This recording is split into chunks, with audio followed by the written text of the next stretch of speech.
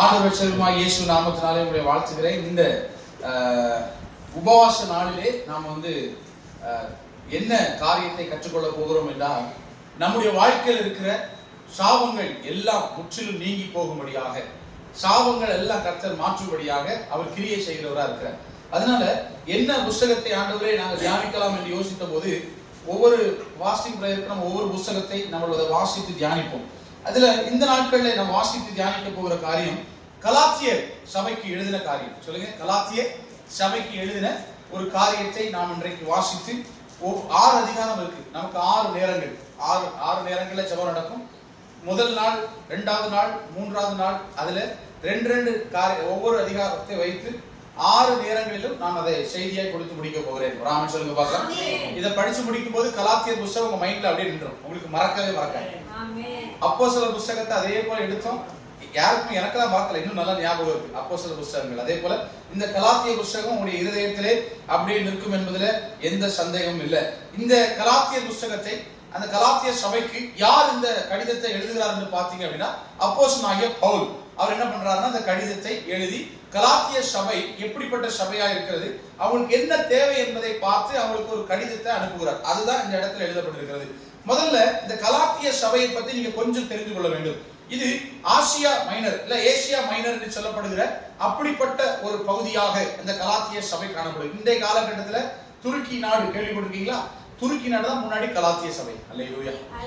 துருக்கி நாடு தான், டர்க்கியம் சொல்றோம், அந்த துருக்கி நாடு தான் கலாத்திய சபையாக இருந்தது. அந்த இடத்துல தான் அங்க அது ரோமானிய மாகாணத்துக்கு உட்பட்டது, ரோமானியர்கள் ஆட்சி புரிந்த மாகாணத்துக்கு உட்பட்டது. அந்த மாகாணத்துல அநேக சபைகளை குறித்து எழுதப்பட்டிருக்கிறது. சில சபைகள் மையமாக்கப்பட்டிருந்தது. அதுல என்ன பாத்தீங்க அப்படின்னா, அந்த கிரேக் பிசிலியா, அப்புறம் தெர்பே அப்படிங்கிறதா சில சபைகள், நம்ம அந்தியோகியா சபை, இதெல்லாம் அந்த ரோமானிய மாகாணத்துக்குள்ள இருந்த மைய பகுதிகள்.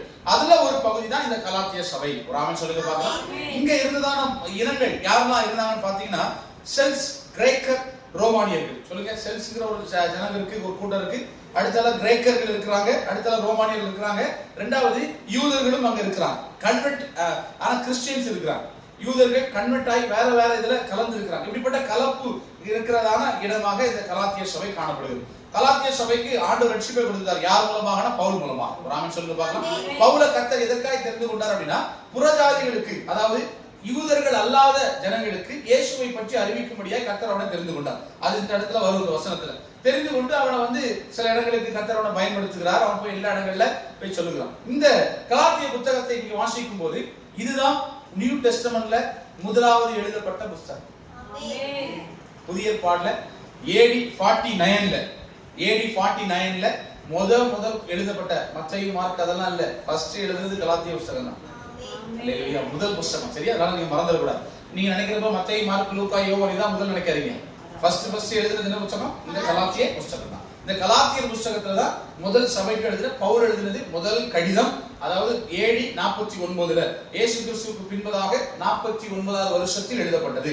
சரியா? அன்னையிலிருந்து இன்னைக்கு 2025 ஆகுது. இதுல இருந்து கிட்டத்தட்ட குறிப்பிட்ட ஆண்டுகளுக்கு முன்பதாக 49வது அந்த ஆண்டுல எழுதப்பட்ட கடிதம். சரி, இதுல முக்கியமான ஒரு வசனம் உண்டாயிருக்கிறது. என்ன வசனம் அப்படின்னா, 2வது அதிகாரம் 21 சொல்லப்பட்டது போல, நீங்கள் கிருபையினாலே விசுவாசத்தை கொண்டு ரட்சிக்கப்பட்டீர்கள். சொல்லுங்க, கிருபையினாலே. இதுதான் மைய கருத்து. இந்த உலகத்திற்கு இந்த விசுவாசத்தை எப்படி கொண்டு சேர்த்தது? விசுவாசத்தின் மூலமா தான் ஒரு மனுஷனுக்கு, இயேசுவை விசுவாசிக்கிறதன் மூலமா ஒரு மனுஷனுக்கு ரட்சிப்பு இருக்கிறது. கிருபை சொல்லுங்க, என்னது?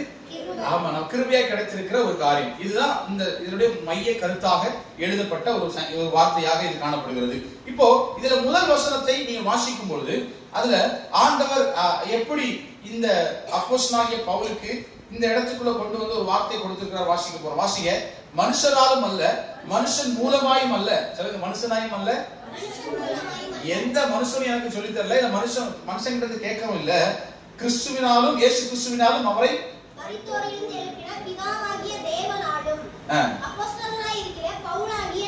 எப்படி சொல்ற பாத்தீங்களா? எந்த மனுஷனும் என்ன ரட்சிக்கல, யார் எனக்கு சொல்லி தரல, அந்த பிதாவும் அந்த குமாரனாய் கிறிஸ்து தான் எனக்கு சொல்லி தந்தாரு. அவருடைய நாமத்தினாலே உங்களுக்கு முன்பதாக ஊழியக்காரனாக இருக்கிறேன். அல்லேலூயா. நானும் அப்படிதான், யாருக்கு பேச்சையும் கேட்கல, யாரும் சொல்றதையும் கேட்கல. ஆண்டவரை பத்தி சொல்லும் போதெல்லாம் கண்டுக்கவே இல்லை. நீங்க எல்லாம் பாக்கியவான்கள். நான் கேட்க, ஆண்டவரே நேரடியா என்னை தொட்டு எனக்கு நான் சில காரியங்களை கொடுத்து திருப்பினதுக்கு அப்புறம் தான் ஆண்டவரை ஏற்றுக்கொண்டு ஊழியக்காரனா மாறணும். அல்லேலூயா. அதே போலதான் அப்போஸ்தலனாகிய பவுல் மாறி இருக்கிறார். சரி, அவரோட நம்மள கம்பேர் பண்ண முடியாது. அவருடைய நிலைமை வேற, நம்ம நிலைமை வேற. அந்த மாதிரியான ஒரு ரட்சிப்புங்கிறதை மாத்திரம் சொல்லுங்க. இதுல 4வது வசனத்துல என்ன சொல்றாரு? அதுக்கப்புறம் முன்னாடி பாத்தீங்கன்னா அவருக்கு உங்களுக்கு வாழ்த்துக்கள் எல்லாம் சொல்லுவார். அதுக்கு அடுத்த 4வது வசனத்துல அவர் என்ன எழுதியிருக்கிறார்னா, இப்பொல்லாத வாசிங்க, பொல்லாத பிரபஞ்சத்திலிருந்து இந்த கடிதத்தை எதற்கு எழுதுகிறார் அப்படின்னா, இப்பிரபஞ்சத்தில் இருக்கிற பொல்லாத காரியங்களிலிருந்து நம்மளை விடுவிக்கும்படியாக நம்முடைய பிதாவாகிய தேவனுடைய சித்தத்தின்படியே நம்முடைய பாவங்களுக்காக தப்பை தாமே ஒப்புக்கொடுத்தார். இப்போ இந்த உங்களுடைய இந்த உலகத்தில் இருக்கிற பெரிய பொல்லாத காரியத்திலிருந்து விடுதலையாக்கும்படி இயேசு கிறிஸ்து சிலுவையிலே சிந்தின இரத்தத்தினாலே நமக்கு ஒரு மீட்பை கொடுத்தாரு. அல்லேலூயா. அதை மட்டும் நீங்க என்ன பண்ணிடக்கூடாது, மறந்துடக்கூடாது. சரி, அடுத்தால நீங்க வாசிக்கும் போது நம்முடைய பாவங்களுக்காக அவர் தன்னைத்தான் ஒப்பு கொடுத்தபடினால இந்த ரட்சிப்புக்கு நான் தான் காரணம், அவங்க தான் காரணம் யாரும் சொல்ல முடியாது. ரட்சிப்புக்கு காரணம் இயேசு ஒருவர் மாத்திரம். அல்லேலூயா. எல்லாருடைய ரட்சிப்புக்கு காரணம் இயேசு ஒருவர் தான். அந்த ரட்சிப்புக்கு ஒருவராக இயேசுவை மறந்துடாதீங்கன்னு சொல்லிட்டு இடத்துல சொல்றாரு. வேறு ஒரு சுவிசேஷம் அவங்களுக்குள்ள பரம்பலாய் வித்தியாசமாய் பரம்புகிறது. என்ன அப்படின்னா 6வது வசனத்தை வாசிக்கும் போது, உங்களை கிறிஸ்துவின் கிருபையினாலே அழைத்தவரை நீங்கள் இவ்வளவு சீக்கிரமாய் விட்டு. இந்த கலாத்திய சபை ஆண்டவரை ஈஸியா பற்றி கொண்டது. ஆனா திடீர்னு பார்த்தா சீக்கிரமா ஆண்டவரை விட்டு விலகுறதுக்கு ஏதுவாய் மாறுது. சீக்கிரமா ஆண்டவரை விட்டு டக்குன்னு விலகி போகுது. இதுக்கு ஒரு ஒத்த வசனம் உண்டு. எங்க சொல்லுங்க பார்க்கலாம். விதைக்கிற ஒரு மனுஷன் விதைக்க புறப்பட்டு கடந்து போகும்போது, விதையை தூவும் போது கற்பாறை மேல் விழுந்ததான அந்த இருக்கிற விதை சீக்கிரமா முளைச்சி சீக்கிரமா காஞ்சி போச்சு. அல்லேலூயா. அதே போல இந்த சபை சீக்கிரமா விசுவாசத்துல வளர்ந்தது, எல்லாத்துலயும் அழகாய் பெருகினது. திடீர்னு பார்த்தா காணாம அந்த விசுவாசத்தை விட்டு திரும்புறாங்க. ஒரே ஒரு சுவிசேஷம் தான் உண்டு. அந்த சுவிசேஷம் ஆண்டவராகிய இயேசுவினாலே நமக்கு ரட்சிப்பு உண்டாகி இருக்கிறது. இந்த சுவிசேஷத்தை தவிர வேற எந்த சுவிசேஷமும் கிடையாது. நம்ம அங்கதான் சொல்றாரு. இப்போ நீங்க சீக்கிரமாய் விட்டு வாசிமா வேறொரு சுவிசேஷத்திற்கு நீங்க வேற ஒரு சுவிசேஷத்துக்கு திரும்புகிறதை பற்றி நான் ஆச்சரியப்படுகிறேன். இப்போ எனக்கு ஆச்சரியமா இருக்கு. நீ இப்படி எல்லாம் செய்வன்னு எனக்கு எதிர்பார்க்கவே இல்லை. நீங்க எல்லாம் இப்படி மாறுவீங்கன்னு நான் எதிர்பார்க்கல. கலாத்திய சபையே சீக்கிரமா ஆண்டவரை சீக்கிரமா விட்டு விலகி இன்னொரு காரியம் நல்லா இருக்குன்னு சொல்லி திரும்புறியே. இன்னைக்கு அநேகம் அப்படிதான். லகுவான சுவிசேஷம், லகுவான வார்த்தைகளை கேட்டதும் ஜனங்கள் அப்படியே அந்த பக்கம் திரும்பிடுவாங்க. சத்தியத்துல சத்தியமா நிலைநிற்க வேண்டும். சத்தியத்துல உறுதியா நிலைநிற்க வேண்டும். கர்த்தர் நம்மை அதற்காக தான் அழைத்திருக்கிறார். நான் உங்களுக்கு கற்றுக் கொடுத்த சுவிசேஷம் என்ன? அந்த இயேசுவாலே மீட்பு உண்டு, அவரை அறிந்து கொள்ள வேண்டும், இன்னும் வளரணும், சபையில இருந்து உறுதியாக்கப்படணும், வீட்டுல குடும்ப ஜெபம் இருக்கணும். இதெல்லாம் நான் சொல்லிக் கொடுக்கிற காரியம். இதுலதான் நீங்க உறுதியா இருக்கணும். வேற ஒரு சுவிசேஷம் தேவையே கிடையாது. வேற ஒரு காரியம் ஒண்ணும் நமக்கு தேவையே இல்லை அப்படின்னு சொல்லிட்டு சொல்றாரு. வேற ஒரு சுவிசேஷம் இல்லையே. சொல்லுங்க, வேற ஒரு சுவிசேஷம். அடுத்தல சிலர் வந்து கலகப்படுத்துவாங்க. இப்படி அப்படி இப்படி அப்படின்னு சொல்லி நீங்க கலந்து கூடாது, தெளிவா இருக்கணும். அல்லேலூயா. எங்க பாஸ்டர்கள் சொல்லி கொடுத்துருக்கு, இதான் ரட்சிப்பு, இப்படிதான் இருக்கணும், சபைனா அப்படிதான், என்னென்ன காரியங்கள் சொல்லி அதெல்லாம் புரிஞ்சுக்கிட்டு வேற யாராவது கலகப்படுத்தினாங்கன்னா கலங்க கூடாது. தொடர்ந்து வாசிமா. கிறிஸ்துவினுடைய சுவிசேஷத்தை புரட்ட மனதா இருக்கிறார்களே. சொல்லுங்க, புரட்ட மனதா இருக்கிறாங்க. கிறிஸ்துவினுடைய சுவிசேஷம் என்ன பண்றாங்க? புரட்ட மனதா இருக்கிறாங்க. புரட்ட மனதா இருக்கிற நம்ம வேறல்ல. நான் உங்களுக்கு பிரசங்கித்த சுவிசேஷத்தை அல்லாமல் நாங்களாவது வானத்திலிருந்து வருகிற ஒரு தூதனாவது வேறொரு சுவிசேஷத்தை உங்களுக்கு பிரசங்கித்தால் அவன் சபிக்கப்பட்டவனாய் இருக்க கடவன். வேற ஒரு சுவிசேஷத்தை பிரசங்கிக்கிறவன் எப்படிப்பட்டவன்? கிறிஸ்து சொல்லிக் கொடுத்திருக்கிற உபதேசத்தை தாண்டி, இங்க பவுல் மூலமா ஊழியக்கார மூலமா சொல்லிக் கொடுத்த உபதேசத்தை தாண்டி யாரெல்லாம் பிரசங்கிக்கிறாங்களோ அவங்கள எப்படிப்பட்டவங்களா? சபிக்கப்பட்டவங்க. அல்லேலூயா. அந்த சபிக்கப்பட்ட அந்த ஊழியத்தை செய்கிறவங்க இன்னைக்கு நிறைய பேர் இருக்காங்க. அந்த மன்னித்துக் கொள்ளுங்க, சபிக்கப்பட்ட ஊழியம் சொல்லுங்க. சபிக்கப்பட்டவர்களாய் ஊழியம் செய்கிறவர்கள் நிறைய பேர் இருக்காங்க. கிறிஸ்துவின் ஊழியம் நல்லது. அதை எப்படி செய்யறாங்க, யார் செய்யறாங்க, எப்படி செய்யறாங்கிறத பொறுத்து அவன் சபிக்கப்பட்டவனா ஆசீர்வதிக்கப்பட்டவனா என்பது விளங்கும். அல்லேலூயா. அதனால ரொம்ப தெளிவா இருக்க வேண்டும். அப்போ இந்த அப்போஸ்தலனாகிய பவுலுக்குள்ள என்ன இருக்கு அப்படின்னா, அவர் யூத மார்க்கத்தில் இருந்தபோது 13வது வசனத்துல, நான் சீக்கிரமா சொல்லி முடிக்கிறேன், அப்பதான் உங்களுக்கு அடுத்த சொல்ல முடியும். யூத மார்க்கத்தில் இருந்தபோது வெகு பக்தி வைராக்கியமா இருந்தவன், ஆண்டவருடைய சபையை என்ன பண்ண மிகவும் துன்பப்படுத்தினவன். அப்போஸ்தலர் நடவடிக்கையில சொல்லப்பட்டிருக்கிறது. அவன் பயங்கரமா சபை என்ன பண்ணா துன்பப்படுத்தினவன். அவனை கர்த்தர் எப்ப ரட்சித்தார் தெரியுமா? வாசிங்க 15வது வசனத்தை வாசிமா. அப்படி இருந்தும் சொல்லுங்க, அவன் இடையில வேணா எப்படி வேணாலும் மாறி இருக்கலாம். ஆனா தாயின் வயிற்றுல இருக்கும்போது கர்த்தர் ஒருத்தனை முன்குறிச்சிட்டாருன்னா அவனை அந்த இடத்த சூழ்நிலை அவன் மாட்ட மாட்டான். அல்லேலூயா. இடையில என்ன வேணாலும் மாறலாம், என்ன வேணாலும் மாறி இருக்கலாம். எனக்கு அப்படிதான் நான் சொல்றேன். இடையில என்ன சூழ்நிலை எல்லாம் மாறி இருக்கலாம். ஆனா அந்த தாயின் கருவுல கர்த்தர் ஒருவனை முன்குறித்து விட்டால், இங்க இருக்கிற எல்லாரையும் கர்த்தர் தாயின் கருவுல முன்குறிச்சார். அல்லேலூயா. பிரதர் பிரான்சிஸ் இடத்துல உட்கார்ந்து இருக்கிறார் அப்படின்னா அவர் ஏதோ இடையில பிரச்சனை வந்ததுனால இல்ல, தாயின் கருவிலே முன்பதாகவே கர்த்தர் முன்குறிச்சார். உங்களை எல்லாரையும் அப்படி தாயின் கருவில முன்பதாகவே முன்குறித்ததுனாலதான் இன்னைக்கு இந்த இடத்துல உட்கார்ந்து. அல்லேலூயா. சொல்லுங்க வாசி. சொல்லுங்க, என்னை பிரித்தெடுத்து தம்முடைய கிருபையினாலே அழைத்த தேவன். அல்லேலூயா. சத்தமா ஆமென் சொல்லுங்க பாருங்க. ஆமா, ஆனந்தியக்காக நினைக்கலாம் நாங்க இது பிறந்ததுல இருந்து வேற இதுல எல்லாம் வளர்க்கப்பட்டோம். அப்படிலாம் இல்ல, கர்த்தர் தாயின் கருவிலே முன்குறிச்சார். எங்கே கரகப்படியா தெரியாது, எப்படி சூழ்நிலையே தெரியாது. திடீர்னு எங்கேயும் எப்படியோ வாழ்ந்துட்டு இருந்த வாழ்க்கையில திடீர்னு ஆண்டு வந்தாரு. எப்படி வந்து நடந்தது? தாயின் கருவிலே கர்த்தர் முன்குறிச்சார். அல்லேலூயா. கிறிஸ்டியன்ஸ் மட்டும்தான் ஆண்டு தாயின் கருவில முன்குறிப்பாரு கிடையாது. உலகத்துல பிறக்கிற ஒவ்வொரு மனுஷனையும் கர்த்தர் தாயின் கருவில இருந்து பிறக்க அந்த முன்குறிக்க முடியும். அல்லேலூயா. சத்தமா ஆமென் சொல்லுங்க பாருங்க. அப்ப தாயின் கருவிலே முன்குறிக்கப்பட்டிருக்கிற ஒரு மனுஷனை கர்த்தர் ஏற்ற நேரத்துல அழகா உள்ள கொண்டு வந்தார். நீங்க செய்யற சேட்டையெல்லாம் ஆண்டவர் பொறுத்து கொள்வார். பண்ணு பாத்துக்கலாம். இன்னைக்கு உங்க கண்கள் காண்கிற அநேகம் பேரை பாருங்க, கீழ்ப்படிய மாட்டாங்க, குடும்பத்தை விசாரிக்க மாட்டாங்க, அவங்க குடிச்சுட்டே இருக்கிறாங்க, திருடுறாங்க, பொய் சொல்றாங்க, ஏமாத்துறாங்க, இப்படியே இருப்பாங்க. ஆனா ஆண்டவர் அவர்களை தாயின் கருவிலே முன்குறித்திருந்தா இருப்பார் என்று சொன்னா ஏற்ற நேரத்தில் ரட்சித்து சபைக்கு கொண்டு ஊழியத்துக்கு எங்களை அனுப்பும்போது ஆண்டு சொன்னார், இங்கே ஆண்டவரை தொழுது கொள்ளுகிற ஒரு கூட்டம் இருக்கு, அதனால நீ போன்றார் ஆண்டவர். இங்க வந்து பார்க்கும்போது எந்த கூட்டம் இருக்கு? ஆண்டவரை தொழுது கொள்ளுகிற கூட்டம் அப்படின்னு சொல்லி கண்டுபிடிக்கும் போது தேடி பார்க்கும்போது முதல் குடும்பம் இந்த கோட்டைக்காரன் பற்றி ஆண்டவர் காமிக்கிறார். இங்க வந்து கர்த்தரை தொழுது கொள்ளுகிற கூட்டம் இருக்கு, சண்டே ஸ்கூல்ஸ், வாலிபர் மீட்டிங், அடுத்த செவ்வாய்க்கிழமை கூடுது, இதெல்லாம் சொல்லி கொடுத்து பார்க்கும்போது ஒரு கூட்டம் அழகாய் கர்த்தரை தொழுது கொள்ளுகிற கூட்டமா மாறிச்சு. தொழுது கொள்கிற கூட்டமா இருந்தது, இன்னைக்கு தெளிவாய் தொழுது கொள்கிற கூட்டமாய் மாறுகிறது. அல்லேலூயா. நம்ம ஆரம்பத்துல நம்ம எப்படின்னா தவறல்ல, நமக்கு அந்த ஆழம் தெரியாது, ஆவிக்குரிய வாழ்க்கையில் ஆழம், ஜெபிக்கிறதுன்னு ஆழம் தெரியாது, கர்த்தரை துதிக்கிறதுன்னு ஆழம் தெரியாது, சபைக்கு போறதுன்னு ஆழம் தெரியாது, ஏதோ கடமைக்காக போறோம் வரோம் இருக்கும். அதை தாண்டி ஆண்டவரை இப்படியெல்லாம் தொழுது கொள்ள வேண்டும், இப்படியெல்லாம் ஆராதிக்கணுங்கிறத சபையில இருந்து நான் உங்களுக்கு சொல்லி தருவேன். அல்லேலூயா. அதெல்லாம் பற்றி சொல்லி தருது அப்படின்னால நீங்க கீழ்ப்படுகிறீங்க, கேட்கிறீங்க, அதுக்கப்புறம் உங்க வாழ்க்கை அழகா மாறுகிறதை பார்க்க. இதே போல இன்னும் சுற்றிலும் இருக்கிற கிராமங்கள்ல கர்த்தர் முன்குறித்து வைத்திருக்கிற ஆத்துமாக்கள் இருக்கிறாங்க. அதெல்லாம் ஒரு நாள் கர்த்தர் தேடிக்குள்ள கொண்டு வந்து வைப்பாரு. அல்லேலூயா. அது கர்த்தரே செய்வார். அது நம்ம போனாலும் எடுத்தாலும் இந்த இடத்துல என்ன கரெக்டான நேரம் இருக்கும். அந்த நேரங்கள்ல கர்த்தர் ஒவ்வொருவரையாய் கர்த்தர் கூட்டி சேர்ப்பார். அல்லேலூயா. அப்போ மிகப்பெரிய ஒரு எழுப்புதல் இந்த இடங்கள்ல உண்டாயிருக்கு. நகரங்களுக்குள்ள இருந்து எழுப்புதல் அல்ல, கிராமங்களுக்குள்ள இருந்து எழுப்புதலை நீங்க பாப்பீங்க. அல்லேலூயா.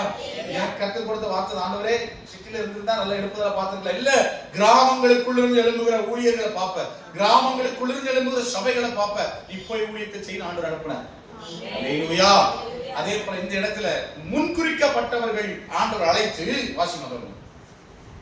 நம்முடைய குமாரனை நான் புறஜாதிகளிடத்தில், நாம் யூதர்கள் அல்லாத, அன்னைக்கு டிரான்ஸ்லேஷன்ல எழுதுனதுனால புறஜாதி எழுதி இருக்காங்க, ஆனா அது புறஜாதி அல்ல, யூதர்கள் அல்லாதவர்கள். சொல்லுங்க, என்னது புறஜாதி? நம்மளே புற ஜாதியை பிரிக்கிற மாதிரி ஆயிருக்கு. அதுல இல்ல, யூதர்கள் அல்லாதவர்கள், யூதர்களா இல்லாதவர்களை அவர் தேடி போய் இயேசுவை குறித்து அறிவிக்கிற ஒரு அப்போஸ்தலனாக மாறினார். ராமன் சொல்லுங்க பார்க்கலாம். அவர் மாறும்போது என்ன செஞ்சாருன்னா வாசிங்க.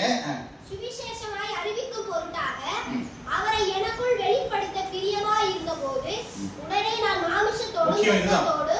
மாம்சத்தோடும் இரத்தத்தோடும் யோசனை பண்ணாமல், இன்னைக்கு ரட்சிக்கப்படுவதற்கு ஜனங்களுக்கு ஏன் ஒரு தாமதம் ஆகுதுன்னு சொல்லி யோசிக்கும் போது ஆண்டவர் சொன்ன வார்த்தையை கவனிங்க. இப்போ யாராவது போய் நீங்க ஒரு ஆளுக்கு சுவிசேஷம் சொல்றீங்க, நம்ம சபையில எல்லாரும் நல்லா சுவிசேஷம் சொல்றவங்க தான், போய் இயேசுவை பத்தி சொல்றீங்க. சொல்லும் போது அவங்க நேரம் என்ன பண்ணுவாங்கன்னா, பக்கத்துல இருக்க இந்த மாதிரி சொன்னாங்க, இது உண்மையா பொய்யா, நான் போலாமா சபைக்கு, போனா ஏதாவது நடக்குமா அப்படின்னு சொல்லி மாம்சத்தோடும், அதாவது மாம்சமா இருக்கிற மனுஷனோடும் ரத்தத்தை ஓடுகிற மனுஷனோடு போய் யோசனை பண்ணுகிறதுனால அவங்களால சீக்கிரம் ரட்சிக்கப்பட்டு சபைக்கு வர முடியல. ஆனா பவுல் என்ன பண்ணிட்டாருன்னா, அவர் யூத மார்க்கத்துல வைராக்கியமா இருந்தவர் தான், சபையை துன்பப்படுத்தினவர் தான். ஆண்டவர் அவர் தொட்ட உடனே யார்கிட்ட யோசனை பண்ணல, நேரா எங்க ஓடினார் வசனம் சொல்லப்பட்டிருக்கு அப்படின்னா 17வது வசனம். எனக்கு முன்னே அப்போஸ்தலரிடத்தில் ஊழியக்காரர்கிட்டயும் ஓடல. எருசலேமுக்கு போகாமலும் அரபி தேசத்திற்கு எங்க போறாருன்னு பாத்தீங்கன்னா அரபு தேசத்துக்கு போறாரு. எங்க போறாரு? அரபு தேசத்துல இருக்கிற ஒரு வனாந்திரமான ஒரு இடத்துல போயிட்டு 3 வருஷம். எத்தனை வருஷம்? 3 வருஷம். அங்க போய் 3 வருஷம் அவர் அங்க இருக்கிறார். 3 வருஷம் சென்ற பின்புதான் அப்போஸ்தலர்களை பார்க்க அவர் வரார். அல்லேலூயா. அப்போ மாம்சத்தோடு ரத்தத்தோடு என்ன பண்ணக்கூடாது? இதுக்காக எல்லாரும் ரட்சிக்கப்படணும், எல்லாரும் வனாந்திரத்துக்கு ஓடி போகணும்னு அவசியம் இல்லை. ஓடி வீட்டுக்குள்ள போய் கதவை மூடிட்டு ஜோம் பண்ணா போதும். நீங்க நிறைய நேரத்துல பாருங்க, சாது சுந்தர் சிங் அவங்க இன்னும் நிறைய ஊழியக்காரங்க இருக்கிறாங்க, தனி அறையில ஆண்டவரை கூட சந்திச்சிருப்பாரு. சொல்றது புரியுதா உங்களுக்கு? தனியா போய் உட்கார்ந்து யோசிக்கும் போது, அமர்ந்திருக்கும் போது கர்த்தர் வெளிப்படுவார். நீங்க சுவிசேஷம் ஒருவருக்கு நீங்க அறிவிக்கும் போது கூட அவங்க கிட்ட ஆண்டு இடைப்படணும்னா ரொம்ப நேரம் பேசுறதை விட சொல்லிட்டு அமைதியா வீட்டுல கதவை சாத்திட்டு கொஞ்ச நேரம் அமைதியா உட்கார்ந்து ஜோம் பண்ணுங்க, யோசிங்க சொல்லி பாருங்க, அங்க கர்த்தர் அவரோடு கூட நிச்சயமா. நான் சிலருக்கு ஜோம் பண்ணி என்ன பண்ணணும் அப்படின்னா, யார்கிட்டையும் பேசக்கூடாது, நேரா வீட்டுல போய் சாப்பிட்டு தூங்கிடும். நிறைய பேர் அப்படி சொல்லி எனக்கு. ஏன் தெரியுமா? நேரா போயிட்டு வளவளவளன்னு உட்கார்ந்து யார்ட்டையும் பேசிக்கிட்டு எல்லாத்தையும் கெடுத்துட்டு ஒண்ணும் இல்லாம போய் தூங்குறத விட அந்த ஜெபத்தோட போய் உட்கார்ந்து நல்லா இங்கே ஜோம் பண்ணிட்டு போறவங்க நேரா போயிட்டு சாப்பிட்டுட்டு அதே ஜெப சிந்தனையோடு போய் அடி ஒரு வார்த்தை ஜோம் பண்ணிட்டு படுத்துட்டாங்கன்னா தரிசனத்துல சொப்பனங்களை கர்த்தர் அவங்களுக்கு வெளிப்படுவாரு. அல்லேலூயா. அப்ப மாம்சம் மனுஷன் சொல்றதை விட கர்த்தர் பேசுகிற ஒரு காரியம் அந்த மனுஷனை மாற்றும். அல்லேலூயா. பவுல் அப்படிதான் போய் இருந்து கர்த்தர் மூலமாய் மாம்சத்தோடு ரத்தத்தோடு அங்க யோசனை பண்ணாம அந்த ரட்சிப்பை பெற்றுக்கொண்டார். சரி, அடுத்தபடியாக அவர் செஞ்ச ஒரு காரியத்துக்கு முக்கியமான ஒரு பகுதி என்னன்னு பாத்தீங்க அப்படின்னா 23ல அழகா சொல்லப்பட்டிருக்கிறது. வாசிமா.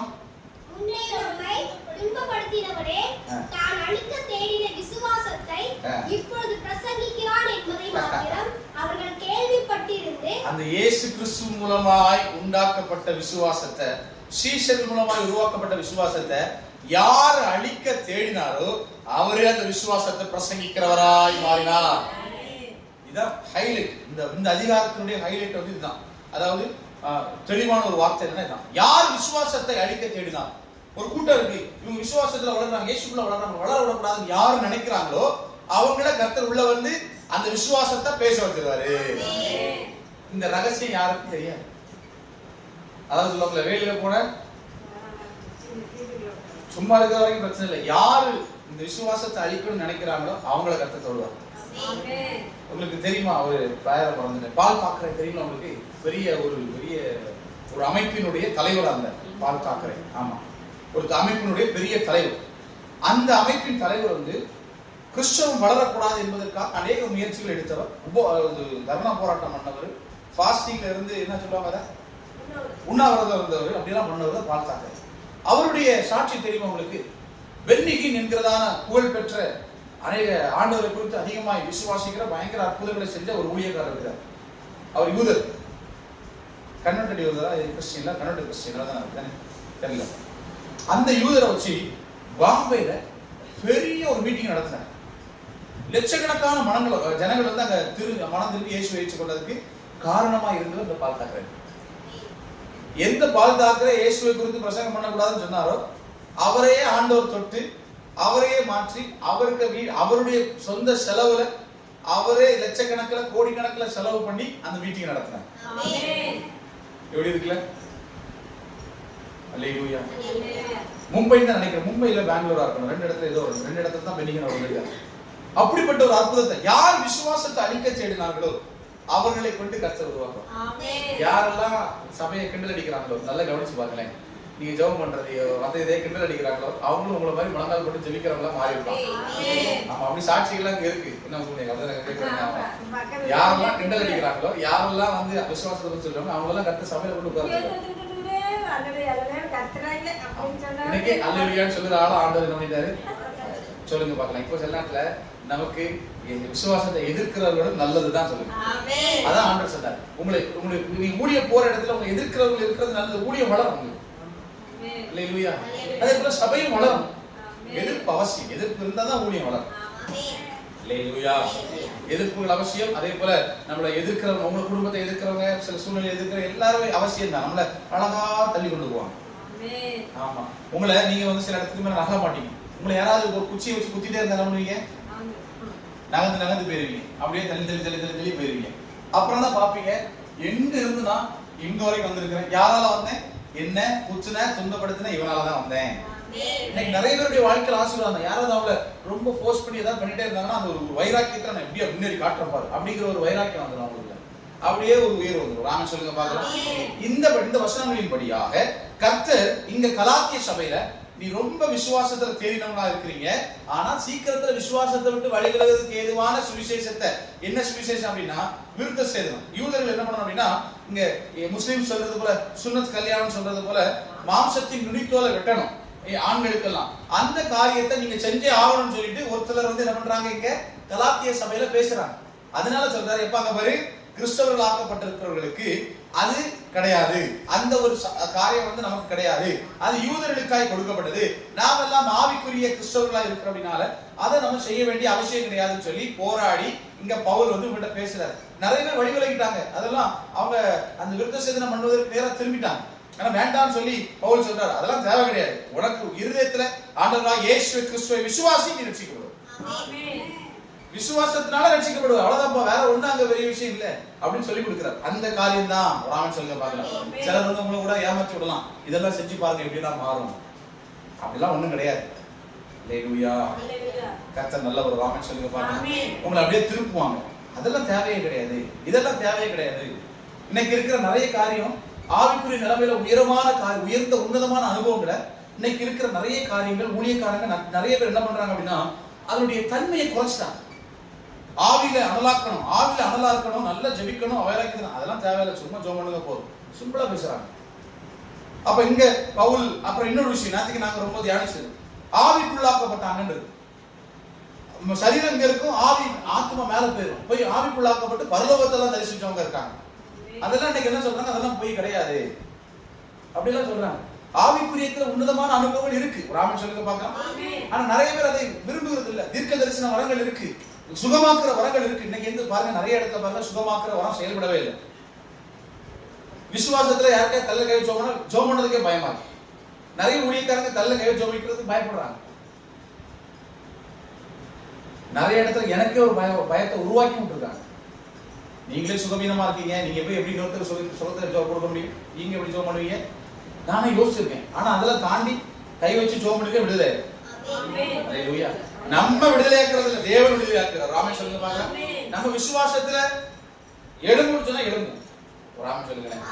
இதெல்லாம் செய்ய போறோம். நம்ம சபை ஆவிக்குரிய உன்னதமான அனுபவங்களை வளரும். அல்லேலூயா. அதுக்கு என்னன்னா சாபங்கள் பாவங்கள் உடைத்து எறியப்பட வேண்டியது அவசியமா இருக்கு. அவ்வளவுதான் இன்னைக்கு சொல்லி முடிக்க போறோம். கடைசி 10 நிமிடங்கள் எதை சொல்ல போறோம் அப்படின்னா, இந்த பிரபஞ்சத்தில் இருக்கிற பொல்லாத காரியங்களிலிருந்து நம்மளை பிரித்து எடுக்கிற தேவ ஆவியானுடைய கரம் நம்முடைய சபையில அசைவாட வேண்டும். இந்த கலாத்திய சபையில உபதேசத்தை கேட்டு கேட்டு திரும்புறது இல்ல, உபதேசத்திலே ஊறினவர்களாய் சபையில் வளர்க்கப்படுகிறவர்களாய் நாம் மாற வேண்டும். அல்லேலூயா. நம்ம ஆண்டவருக்குள்ள வைராக்கியமா, வெகு பக்தி வைராக்கியமாய் மாற மாற மாற மாற மாற நம்முடைய வாழ்க்கை ஆசீர்வாதமாய் மாறும். ஜெபிங்க ஜெபிங்க ஜெபிங்க ஜெபிங்க ஜெபிங்க பாஸ்டர் சொல்லிட்டே இருக்கிறாரா, ஜெபிச்சுக்கிட்டே இருங்க. ஜெபிக்க ஜெபிக்கதான் எல்லாம் மாறும். அல்லேலூயா. ஆமா, சும்மா பாஸ் எது கேட்டாலும் ஜெபம் பண்ணுங்க பாத்துக்கலாம் அப்படி சொல்றாரா, ஜெபிங்க, கர்த்தர் மாற்றுவாரு. இரவுல ஜெபம் பண்ணுங்க, முழிப்பு வரும்போது ஜெபம் பண்ணுங்க, அசைந்து ஜெபம் பண்ணுங்க, உட்கார்ந்து ஜெபம் பண்ணுங்க, நடந்து ஜெபம் பண்ணுங்க, முழங்கால் பண்ணிட்டு ஜெபம் பண்ணுங்க, எந்த இடத்துக்கு தேவை அந்த இடத்துல உலாவி ஜெபம் பண்ணுங்க, கர்த்தர் அங்க அற்புதத்தை செய்வாருங்க. இந்த வாரத்தினுடைய செய்தி அதுதான், கர்த்தர் உங்கள் நடுவில் அற்புதங்களை செய்கிறார். அல்லேலூயா. இயேசு உங்கள் நடுவில் அற்புதங்களை செய்வார், நிச்சயமா செய்வார். அல்லேலூயா.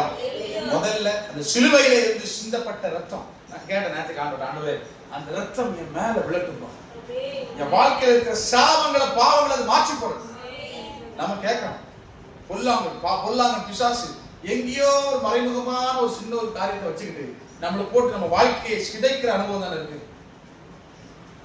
யோசிச்சு பாருங்க, சின்னதா ஒரு காலில் முள்ளு இருக்கு, அதை கவனிக்காம விட்டோம் சரீரம் முழுவதுமா பலவீனப்படும்.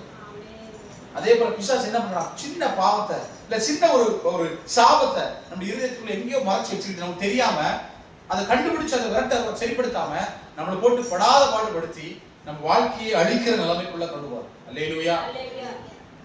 ராமன் சொல்ல மாட்டீங்களா? அதை நம்ம உடைச்சி எறிகிற அனுபவத்துக்குள்ளாய் கடந்து போகணும்.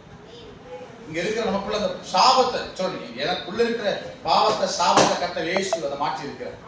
அந்த வைராக்கியமா சொல்லுகிற அளவுக்கு முதல் அதுதான். அந்த காரியத்துல நம்ம மாறும்போது கர்த்தருடைய அற்புதமான கிரியைகள் வெளிப்பட போகுது. யாரை கொண்டு வெளிப்படும்? உங்களை கொண்டு வெளிப்படும். சிறு பிள்ளைகள் ஜோபனா சீக்கிரமா நடக்கும். பாத்தீங்களா? அந்த விசுவாசம், அந்த பாவம் நம்முடைய வாழ்க்கையில நீங்கினதற்கு என்பதற்கு அடையாளம் முதல் என்ன அப்படின்னா விசுவாசம். ஒருவனுக்குள் விசுவாசம் இருந்தால் அவருக்குள்ள இருக்கிற பாவ சாபங்கள் எல்லாம் அப்படியே கொஞ்சம் கொஞ்சமா கரைஞ்சுக்கும். ஒருவேளை விசுவாசம் குறைவிடும் போது பாவ சாபங்கள் எல்லாம் மறுபடியும் பெருகும். இதுதான் உண்மை. நோய் எதிர்ப்பு சக்தி குறைய குறைய தேவையில்லாத வியாதியெல்லாம் உள்ள வர்றது போல இந்த விசுவாசம் குறைய குறைய தேவையில்லாத காரியங்கள் என்ன பண்ணுறோம் உள்ள. அதற்கு நம்ம இடம் கொடுக்க கூடாது. ராமேஸ்வரன் பார்க்கலாம், நம்முடைய தாத்தா பாட்டா முப்பாட்டர்கள் அதுக்கு முன்னாடி இருக்கிறவங்க எல்லாம் ரொம்ப நல்லவங்களா இருந்திருப்பாங்களோ நமக்கு தெரியாது. பாவம் செஞ்சிருப்பாங்க, எவ்வளவு வித்தியாசமான காரியங்களை செஞ்சிருப்பாங்க, நமக்கு ஒண்ணுமே தெரியாது. எப்படிப்பட்ட வாழ்க்கையை வாழ்ந்தாங்கன்னே தெரியாது. ஒரு சிலருக்காக ஜெபம் பண்ணும்போது சில சாபங்களை காமிப்பார், மறந்துருவோம். நான் சில நேரத்துல பார்த்தேன். முன்பதாக செய்த ஒரு கொலை நாம் தொடர்ந்து வந்து கொண்டிருக்கிற ஒரு சாபம் ஒரு குடும்பத்துக்கு இன்னைக்கு நீங்காம இருக்கு. எங்க சொல்லவா வேண்டாம். உங்க ஏரியாக்குள்ள இந்த ஏரியாக்குள்ளதான்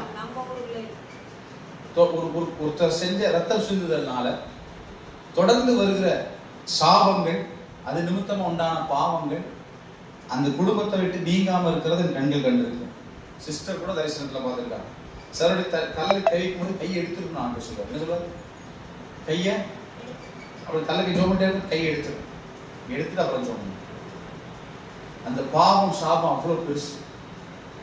சிலருக்கெல்லாம் வந்து இயேசுவை தூஷித்து மறுதலித்து ஊழியக்காரங்க கெட்ட கெட்ட வார்த்தைகளை திட்டி அவங்களுக்கு ஒரு வியாதி வந்துருக்கு. அந்த வியாதிக்காக ஜோமனம் வந்திருப்பாங்க, நமக்கு தெரியாது. ஒரு ஊழியக்காரர் என்ன பண்ணிட்டார் அப்படின்னா, ஆண்டவர் சொல்லி இந்த கையை எடுத்துரு அப்படின்னு அதை மீறி ஜோமனதுனால அந்த அம்மாவுக்கு வாயில இருந்த கட்டி இந்த ஐயாவுக்கு வந்துருச்சு, தொண்டையில வந்துருச்சு. அதனால ஜோம் பண்ணும் போது கூட எப்படி ஜோம் பண்ணுறது யோசிச்சோம். அந்த அம்மாட்ட நீ மன்னிப்பு கேட்டு ஆண்டவர்கிட்ட போய் பொருத்தனை பண்ணி மன்னிப்பு கேட்டு எல்லாத்தையும் அறிக்கையிட்டு மாறினதுக்கு அப்புறம் நம்ம சொல்லிக்கணும். ராமன் சொல்லுங்க பார்க்கலாம். சில இடத்துல அதான் அப்படிதான் கர்த்தர் சில காரியங்களுக்கு ஒரு சில வழிகளை வச்சிருக்கிறார். இது பாத்தீங்க அப்படின்னா, ஒருத்தருக்கு கண்ணுல சேறு உண்டாக்கி பூசி போய் அங்க சீலோக குளத்தை கழுவுன்னு சொன்னாரு. இன்னொருத்தருக்கு கண்ணை தொட்டு பார்வை அடைவாக சொன்னாரு. ஒரு சிலர் கை பிடிச்சி தூக்கி விட்டு எழுவுன்னு சொன்னாரு. சிலர் அங்கிருந்து பார்த்து படுக்கை எடுத்துக்கொண்டு நடன்னு சொன்னாரு. ஒவ்வொரு வழிமுறைகளை வச்சிருக்கிறார் ஆண்டவர். ஒரு ஸ்திரீ போய் ஏசப்பாவுடைய வஸ்திரத்தின் ஓரத்தை தொட்ட போது அவள் சுகமான இருக்கு. வழிமுறைகள் வேற இருக்கு. வேற என்ன இருக்கு? வார்த்தை இங்க இருந்து சொன்னப்போ அவங்க பழச்சிட்ட போன்ட்டாரு. அது வேற ஒரு வழிமுறை, வேற வித்தியாசமா இருக்கு. எப்படி குஷ்டரோகியை தொட்டு சுகமாக்கினார் இருக்கு. அல்லேலூயா. சில வழிகளை கர்த்தர் அழகா வச்சிருக்கிறார். அதே போலதான் நம்முடைய வாழ்க்கையில சில காரியங்கள் மாறுவதற்கு சில வழிமுறைகள் உண்டு. மனுஷன் ஒரு வழிமுறை சொல்லுவாங்க, இதெல்லாம் செஞ்சு பாருங்க, இப்படிலாம் பண்ணி பாருங்க, அதெல்லாம் நடந்துடும் அப்படி சொல்லும்போது அதை ஓடி ஓடி போய் செய்வாங்க. ஆனா ஆண்டவர் சொல்லியிருப்பாரு, செஞ்சு பாருங்க அது மாறும் அப்படின்னா அதை போய் செய்யறதுக்கு நேரம் இருக்காது, உட்கார்ந்து ஜோம் பண்றதுக்கு டைம் இருக்கு, அப்படியே விட்டுருவாங்க. 2 மணி நேரம் சொல்லுங்க, எத்தனை மணி நேரம்? 2 மணி நேரம். அதனாலதான் நான் 2 மணி நேரம் வச்சிருக்கேன். அதை ரொம்ப நான் கேர்ஃபுல்லா இருக்கும். 2 மணி நேரம் ரொம்ப இதா இருக்கும். அந்த 2 மணி நேரம் ஜெபிக்கிற ஜெபம் ஒரு பெரிய மாற்றத்தை உண்டாகும். அல்லேலூயா. இப்போ 3 நாட்கள் நம்ம 2 மணி நேரம் வச்சு எத்தனை 12 மணி நேரம். நைட்டுக்கு சேர்த்தா கூட சேர்த்துறோம். 3 மணி நேரம். 3 மணி நேரம் வச்சு 6 நாளைக்கு எத்தனை வருது? 3 நாளைக்கு 9 மணி நேரம். நம்முடைய ஜெபம் சபையில வைத்து நடைபெறுது. உபவாச கூட்டம் எத்தனை மணி நேரம்? 9 மணி நேரம் நம்ம செய்யறோம். பெருசா 12 மணி நேரம்லாம் செய்யல, 9 மணி நேரம் செய்யறோம். அக்கா சொன்ன மாதிரி வேணா 12 மணி நேரம் செய்யறோம்னா அதை 8 மணி 9 மணி வரைக்கும் நடத்தணும். எல்லாரும் சோர்ந்து போயிடுவாங்க. இல்ல சார், நான் சாயந்தரம் 7 மணிக்கு ஆரம்பிக்கிறீங்கல்ல, 7 மணிக்கு ஆரம்பிக்கிறேன். அதை சொன்னேன், 1 மணி நேரம் அதை சேர்க்கணும். சேர்த்தா நமக்கு 3 மணி நேரம் ஆகும். அப்போ அப்படி நம்ம ஜெபிக்கும் போது எவ்வளவு விஷயம் மாறும் தெரியுமா உங்களுக்கு? நம்மள அப்படியே தொடச்சு நம்ம சுத்தப்படுத்திடும். இந்த உபவாச ஜெபம்னா எனக்கு ஒரு சந்தோஷம் வரும். அல்லேலூயா. ஏன்னா நம்முடைய வாழ்க்கையை அழகு சுத்தப்படுத்தும், நம்ம ஆவிக்குரிய வாழ்க்கையை மெருகேற்றும், நம்ம குடும்பத்தை உயர்த்தும், ஆசீர்வாதத்துக்கு ஏற்ற பாதைகளை நடத்தும். ராமன் சொல்லுங்க பாருங்க. இங்க ஆண்டவருக்காக தினம் ஒரு 3 மணி நேரம் நம்ம அதனால ஃபாஸ்டிங் பிரேயர் எப்பவுமே நான் வந்து அடிக்கடி சொல்லுவேன். மாசத்துல ஒரு வேளை கஷ்டமா இருந்தா ஒரு நாள் ஆகிடும். நம்ம ஜனங்கள் எல்லாரும் மொத்தமாக சொல்லி ஒரு அந்த நாட்களை நம்ம நியமிக்கணும். ஒருவேளை சனிக்கிழமையாக இருக்கலாம், ஏதோ ஒரு நாள்ல கூட்டு உட்கார வச்சு ஜனங்களுக்காக ஜெபிக்கணும். ராமன் சொல்லுங்க பார்க்கலாம். அந்த உபவாச கூட்டம் ரொம்ப ஒரு பெரிய ஆசீர்வாதம். மற்ற ஜெபங்கள் எல்லாத்தையும் விட முக்கியமானது உபவாச கூட்டம். ராமன் சொல்லுங்க பார்க்கலாம். ஞாயிற்றுக்கிழமை ஆராதனை எல்லாத்தையும் விட எல்லாம் முக்கியம்தான். ஆனா எல்லாவற்றையும் விட ரொம்ப நம்மளை உருவாக்குகிறது வந்து இந்த உபவாசம். அல்லேலூயா. உபவாசம் இல்லையே நம்முடைய வாழ்க்கையில வளர்ச்சி இருக்காது. உபவாசம் இல்லையே நம்முடைய வாழ்க்கையில ஒரு ஜீவனே இருக்காது. சும்மா ஆவிக்குரிய வாழ்க்கை ஜீவன் இல்லாத வாழ்க்கை, செத்த வாழ்க்கையை போல இருக்கு. சும்மா எழுப்போம், ஜோமனும், பைபிள் வாசிப்போம், படுப்போம், வேலையை செய்வோம், தூங்குவோம். அடுத்த எழுப்போம், ஜோமனும், பைபிள் வாசி தூங்குவோம். அங்க அடுத்த நிலைமைக்கு போக மாட்டோம். அடுத்த நிலைமைகளை யோசிச்சு பார்க்க மாட்டோம். வரங்கள் செயல்படாது, கனிகள் செயல்படாது. அப்படியே மந்த நிலைமையில இந்த நெருப்ப இரும்பை வந்து நெருப்பு வைக்கும்போது கத கத கத கத கதை எரிஞ்சு அது ரெட் கலர்ல மாறிடுது இல்ல, தங்க நிறமா. அதை எடுத்து வெளியே வச்சு பாரு, கொஞ்சம் கொஞ்சம் கொஞ்சமா காத்து பட பட பட படம் மேலிட்டால ஒரு தோல் மாதிரி ஃபார்ம் ஆகி ஒண்ணு வந்துடும். அது தட்டுனா எல்லாம் கீழே விழுவாங்க. அடுத்த உள்ள சிகப்பு கலர்ல இருக்கும். திரும்ப அது விட்டீங்கன்னா அது என்ன மறுபடியும் அது காஞ்சி போய் அந்த இரும்பு தூள், அந்த இரும்பெல்லாம் மறுபடியும் சேர்ற மாதிரி வரும். திரும்ப தட்டினீங்கன்னா கீழே வரும். பாத்துருக்கீங்களா? புதுப்பிக்கப்படுகிற அனுபவம். உபவாச ஜெபம் நம்மளை புதுப்பிக்கும், நம்முடைய ஆவியை புதுப்பிக்கும், ஆத்மாவை புதுப்பிக்கும். நம்மளுக்குள்ள இருக்கிற மறைமுகமாய் மறைந்திருக்கிற பாவங்கள், சாபங்கள் எல்லாம் எடுத்து வெளியே போடும். அல்லேலூயா. உபவாசம் முடிஞ்சிட்டு போய் நிறைய பேர் தலையில கை வைப்பான். அப்படி அற்புதம் நடக்குதை நான் பார்த்துருக்கேங்க. 40 நாள் உபவாசம் தாண்டி கிட்ட கூட போல, கிட்ட இருக்கும்போது அலறி பிசாசெல்லாம் ஓடுத பார்த்தேன். அப்போ அவ்வளவு தூரம் நம்முடைய ஆவி ஆத்மாவுல பலனை கற்றுக் கொடுத்துருவாரு. சரீரம் வேணா வீக்கா இருக்கலாம், சொல்லுங்க. சரீரம் வேணா எப்படி இருக்கலாம்? வீக்கா இருக்கலாம். ஆனா கர்த்தர் தருகிற பலனோ, அல்லேலூயா, அது மிகப்பெரிய உன்னதமான அனுபவமா. அல்லேலூயா. கண்களை பிடிச்சோம்.